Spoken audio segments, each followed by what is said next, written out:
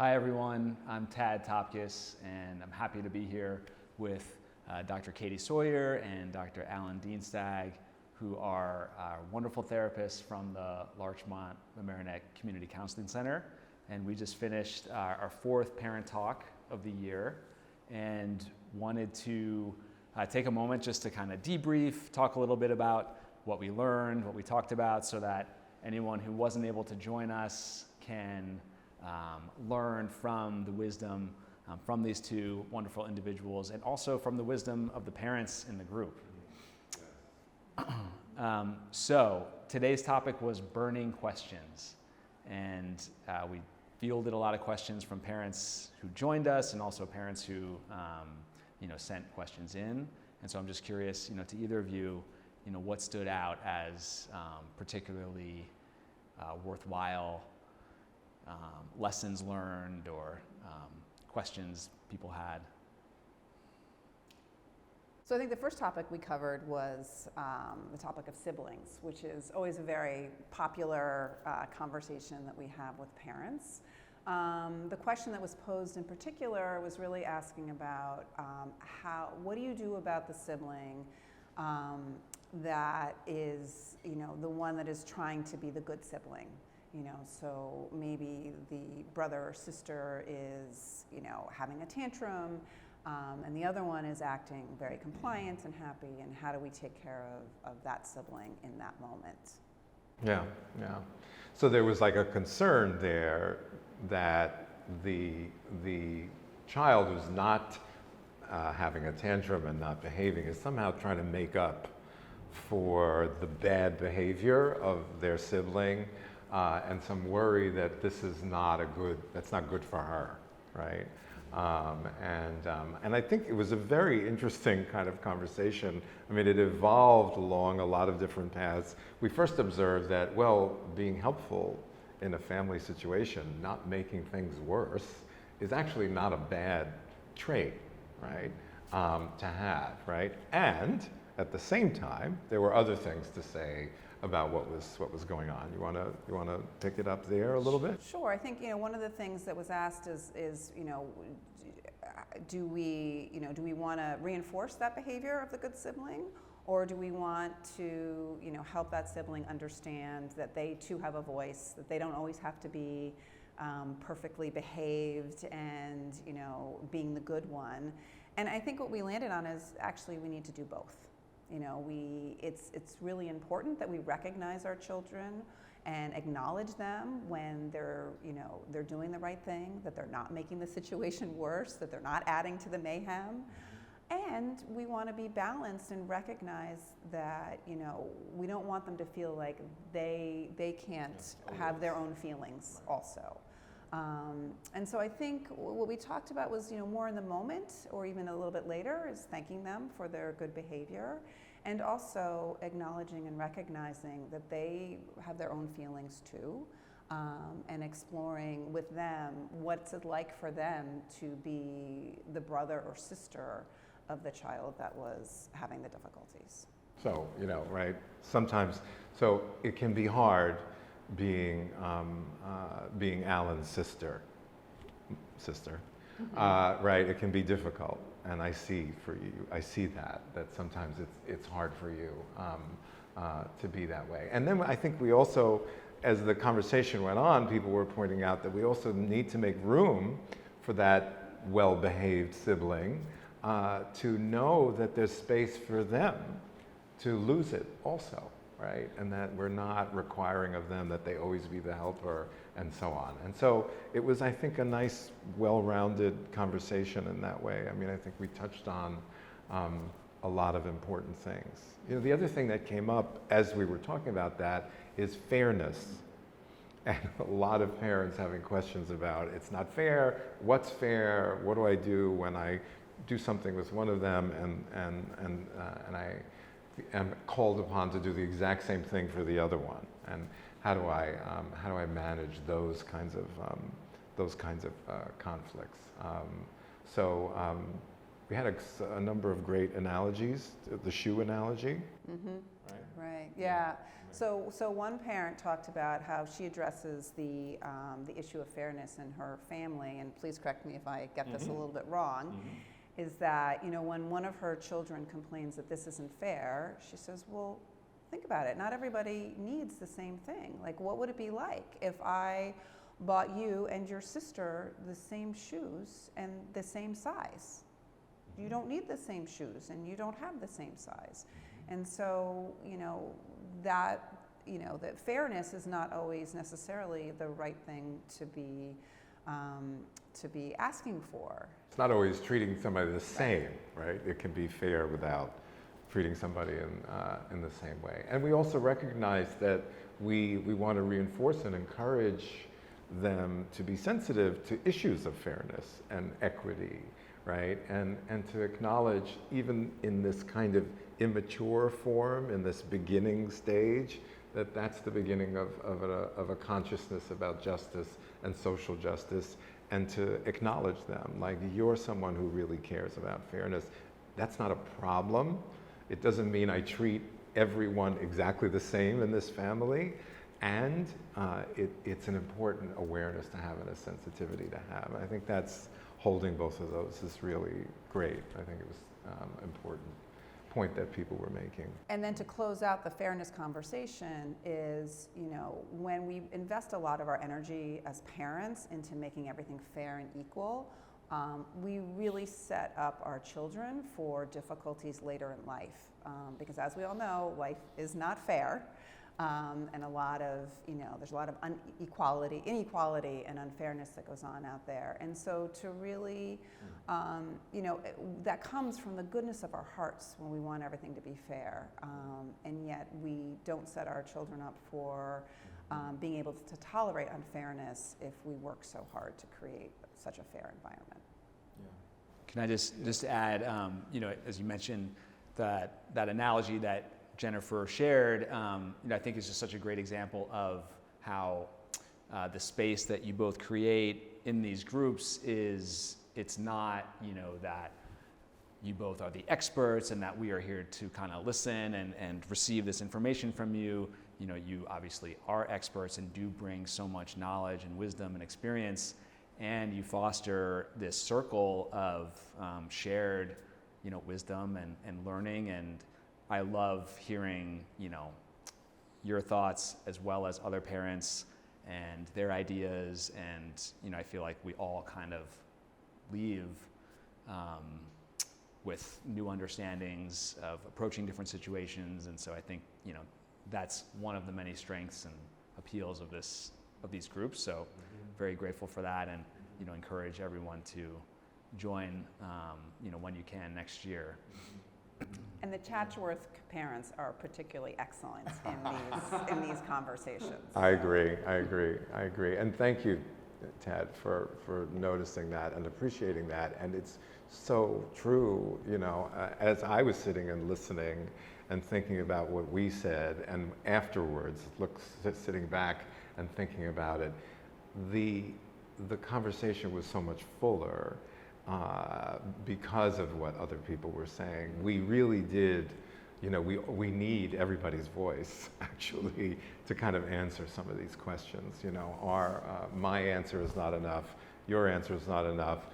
We can help each other provide a better answer, but when the group is really expressing their wisdom and themselves, it's great.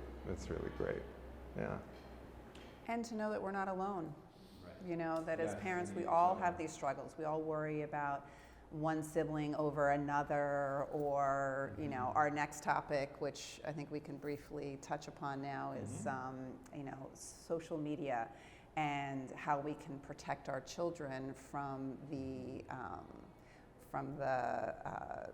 dangers of social media that is so well documented in the research now. So. Yeah. Is this our moment for our 5 tips? Our 5 tips. You think so? I think this is a perfect moment and almost a preview, because after this, you know, the brief segment that we spent on social media, we quickly realized that this deserves a full session next fall. So this will be a teaser for, you know, our next parent talk next year. But yeah, let's You hear the got 5 it. tips. You got it, for sure. So this is the trailer for Okay. the five tips to limiting the damage of social, media on your children. So. Okay. You want to go first? Sure. With number 1? So the number one thing that you can do right now, starting today, is your relationship with your child. The more open communication you have, the more comfortable your child feels in coming to you with any questions or concerns or worries that they have, the more resilient your child will be in all of the well-documented dangers of social media. And it's really the number one most protective factor in anything that your children will face in the next 10 years is your relationship with them. Yeah. So we start with that. Yeah, quality of the relationship. Don't run over that on your way to instituting rules and guidelines for social media and digital device use. So really important. And then number 2 is your smartphone use. Especially with young children, they are modeling all the time. They are like little recording devices, following you around, watching how often that phone is in your hand, watching how reactive you are, that anytime it beeps or buzzes or anything else that you're jumping to grab it, learning lessons from the fact that it's sitting at the dinner table or it's at your bed. Be super aware of what your smartphone use is communicating to your children and the expectations that it's setting up. So again, your relationship, your own behavior first before we talk about anything else. And just to add a little bit onto that is, we can also model our own reactions to any kind of media we see, be it Instagram or Snapchat or a video we see or an advertisement, is to really, make explicit your own responses. And when something isn't serving you, if, scrolling through Instagram leaves you feeling like you're missing out on something, then, you can say that out loud, like, oh, I'm going to put this away right now because this is not working for me. And I think even with young children, that can be incredibly impactful and show how you can be a judge of what's good for you. Number 3 was delay, delay, delay. This is something that parents have a hard time with. It can be the kind of thing that it's easier said than done when you're feeling the pressure to go along, when you're feeling peer pressure, both your children feeling peer pressure and you feeling peer pressure from what other parents are doing. And we just try to love each other and be compassionate with one another and encourage one another to hang on, because the benefits of delaying are great. And the downside is only in this moment, where you have to deal with their frustration and their aggravation with you. But in the long run, and I think, again, this was nice to have a group of people together, we were all able to kind of agree that the longer you can delay it, the better. It doesn't just mean you don't give them a phone. It may mean they have a phone, but they don't have access to all the different things that are on the phone. Anything that you can do to delay is helpful. So that's number 3. And then number 4 was to set appropriate parameters and be very thoughtful and mindful on how you do that. So whether it's, and especially in elementary school, you really have the advantage of starting what your family media consumption policy is. So be that no phones at the dinner table, be that phones go, are put in a basket in the kitchen at 7 p.m. You can Google all sorts of great smartphone rules, and be very explicit and be very thoughtful and talk to your partner about what your family policy is going to be, and then institute it and follow it yourself. And number 5 is education. So education on really 3 particular things. One is that this is not. This is my imaginary phone in my hand. This is not a phone. It is a behavior control device, actually. And we need to teach children about privacy and the nature of what they are giving away when they are using a phone, and about the nature of what's real and what's not real, because increasingly that line is being blurred. You know, young minds do not have a reliable way of telling the difference, especially when it's been a part of their world from the beginning, about what is real and what is not real.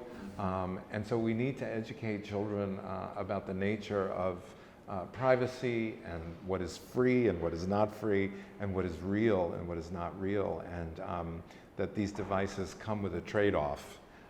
That control is problematic, that we become dependent on them, that we engage in habitual checking and looking and reacting that starts to take place immediately and can be hard to control.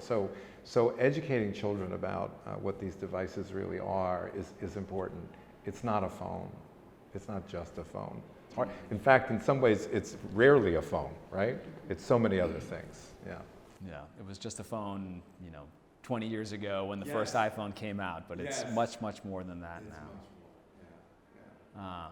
So that is a great teaser, a great trailer for next year. And there were a couple of documentaries that came up. Maybe we can share them when we send out this video, because I think, you know, starting the conversation, starting thinking about it in this way today, you know, early is super important. Yeah. But just, you know, kind of a final thought, or just to wrap it up, today was very special because we had a special guest join us. Alan's daughter came, and she is, you know, 30-year-old woman. So wonderful to meet her, and because we've heard, you know, over the course of the past couple of years, stories from, you know, both Alan and Katie's parenting trials and tribulations, and so sort of seeing the success, you know, in person was so nice. And so I'm curious what that was like for you to have her there, you know, with these parents, you know, all kind of going through, you know, this phase of life that you went through not too long ago. I'm curious what that was like. Yeah, it was great. It was great. You know, you're right, Ted. I mean, I feel like she has been with us, you know, like on some level that, you know, she's been there, and we both feel strongly that, you know, that part of what we want to do is be transparent about our own fallibility and our own experiences, and that's one of the best ways to teach and to model how to be humble about this remarkably difficult and complex task. So I feel like she's been there, you know, I was very proud of her. You know, and there's something actually that's right about having these conversations with our children present. Actually, it made me think about that there's something that it brings out. So, you know, whether they're Ruby's age or maybe even younger, you know, that maybe we ought to do more of that, you know, that they should have the benefit of hearing us talk about this, and we should have the benefit of seeing them react to some of these things and hearing what they have to say. So, you know, it was nice. Yeah. That's a great idea for next year. Maybe we can include some of our all of our kids in it. But Katie, you're definitely on deck next in the fall for having one of your children come. All right, well, watch out. Well, thank you again, both of you. We appreciate it so much. The whole community does, and already looking forward to next fall having you back. And have a great summer, and feel free to reach out with any questions that you might have, and we will go from there. We'll see you next year. Yes, exactly. See you next year. Bye-bye. Bye.